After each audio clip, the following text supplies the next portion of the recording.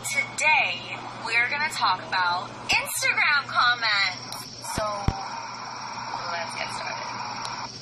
Have you guys ever gotten the comments, like, on your selfies or something on Instagram where someone random tags their friend and says, yo, this girl looks just like you? And then out of curiosity, you go to that person's page, the person they tagged, and they look nothing like you. Sometimes that person looks so it's like, what part of my picture reminded you of that person? Another variation of that comment, which really funny, is when they'll comment and tag that person and say, hey girl, this one looks just like you, except you're way prettier. So, another type of comment that I get that I really don't like, actually I hate it, is backhanded compliments. Chillax, guys. Tam's Tantrum Tuesdays is just a vent session. Relax, no one's talking about you. Well, can we continue now, please? Hey guys, welcome back to my channel. I can't believe this series is finally coming to fruition. Since I started my channel, this has been one of the most requested topics to cover, but this saga is not your typical one video and done type of deal. This topic is like herpes of the drama world in that it's the only story that just keeps giving and giving and giving. And that's why I knew if I was going to tackle this hot mess, I couldn't possibly do it alone. So I am so excited and proud to have partnered with Undress Your Face to bring you this saga from the beginning.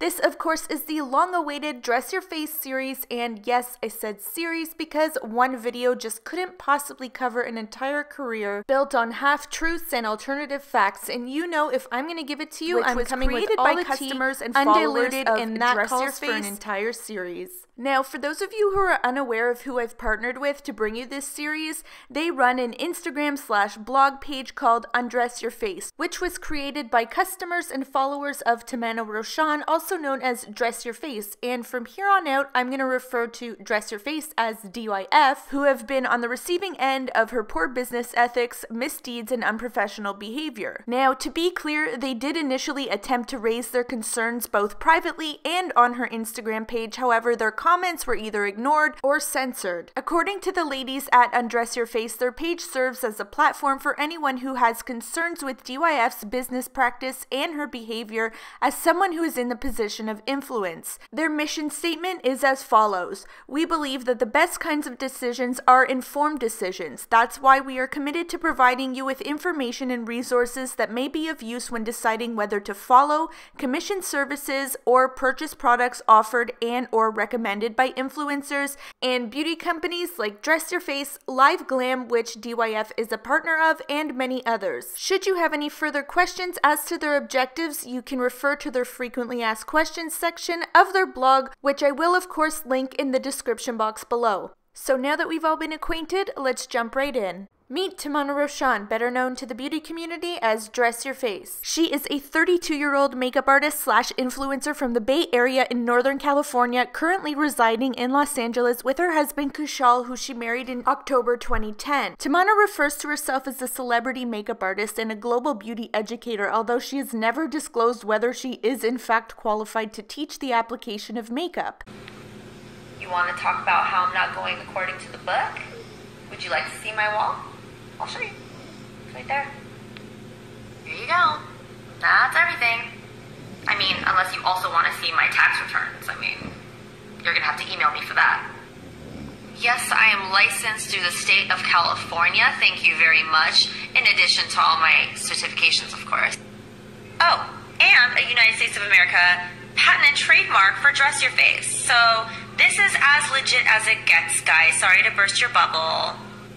In this clip, she was trying to prove that she declares taxes according to the state of California by showing her license to practice makeup artistry and various other certifications, including a patent and trademark certificate for Dress Your Face, as she's been accused of some under-the-table cash dealings, which we will get to later in the series. Now, I am no accountant, but the last time I checked, the IRS didn't issue accolades to reward you of your duty to pay taxes, but okay, Tam. And with all those certificates she quickly skimmed over, However, she still can't prove whether she is qualified to teach the application of makeup because applying and teaching are two very different things, but we'll cover more of that later. In an interview with Lashkara, an online site specializing in ethnic clothing and jewelry, she stated that her career began when she was just 13 years old. However, I guess the age at which she began her career varies, as she's been quoted in other publications to have begun anywhere from 13 to 18 years old. Accusation, and that's actually an accusation that I've been dealing with since I first opened my business like a gazillion years ago,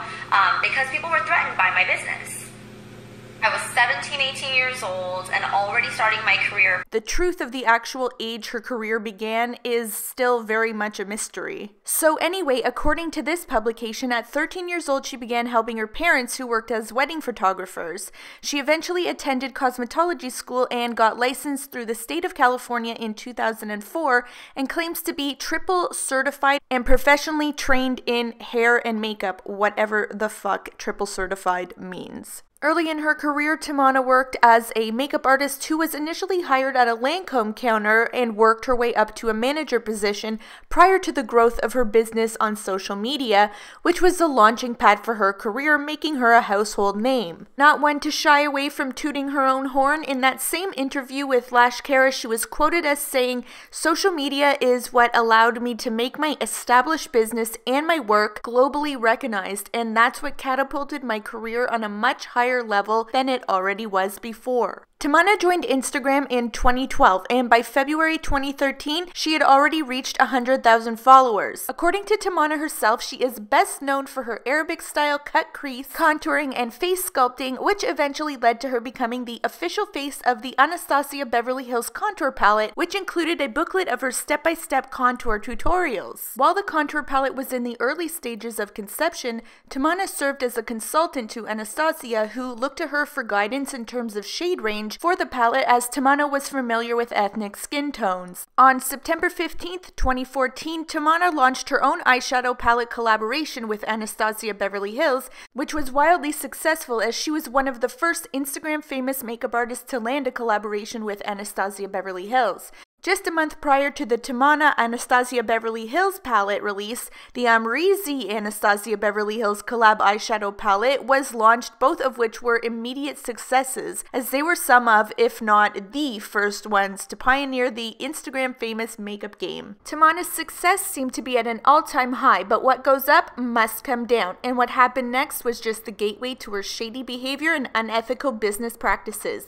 You may have heard about the shit show that was her infamous London masterclass. Sorry, I should say masterclasses, plural, because there were two, both of which she failed to show up for. Now, we could call this woman Mother Goose, because the fairy tale of excuses she gave as to why she couldn't make her appearances, coupled with her vivid imagination, would make for a very interesting book, which I have no doubt would make her a New York Times best-selling author in either the fiction or batshit crazy category. In fact, it may have even earned her another useless accolade she could use as evidence to prove she pays taxes by the book. Anyway, on May 31st, 2015, Tamana was scheduled to hold a masterclass makeup seminar in London, England, where she was supposed to share her makeup application secrets with her fans and also give them an opportunity to meet her. To a lot of the attendees, Tamana was an inspiration and a definite role model who they looked up to, not to mention that the fee for this class was approximately $580. According to Tamana, when making her way to London for the masterclass, she was detained at Heathrow Airport. She claims that the reason for her detention was because she was no longer in the business training category, but was now considered an American celebrity in the entertainment industry, which would be the same as singing artists and performers, simply due to the size of the event she was holding, that being the masterclass. She also claimed that she was originally informed that there was what's called a training clause, which meant that she would not need a working class visa to enter if it's a training session and was less than a day long. Tamana believed that she had now been categorized as a performing artist, which carried much stricter laws, and she had to shut down the class and vacate the country immediately. In contrast to her statement being categorized as a performing artist, Tamana sent a comment to one of her followers after both failed attempts to enter the UK, and when I say both, I mean this masterclass and following the next failed masterclass. So after that class, she made this comment to one of her followers.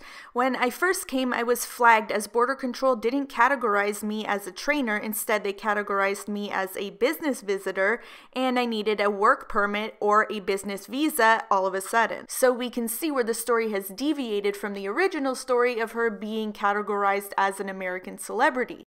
Following the first masterclass, she went on to post this explanation on her Instagram. Back in the air. To those of you who don't know, these past 2 days have been a nightmare for me, my family, and my students, as we were all anxiously anticipating the kickoff to the biggest makeup training event to ever hit London. When I finally landed in the UK after my 10.5-hour flight and with great difficulty gathered our 12 pieces of luggage, the British immigration officers found out who I was during interview, separated me from my husband, and then detained me for 5 hours in their custody with no phone and no contact with anyone on the outside. During detention, I was fingerprinted, photographed, videotaped, and interrogated by immigration officers asking me the same questions over and over.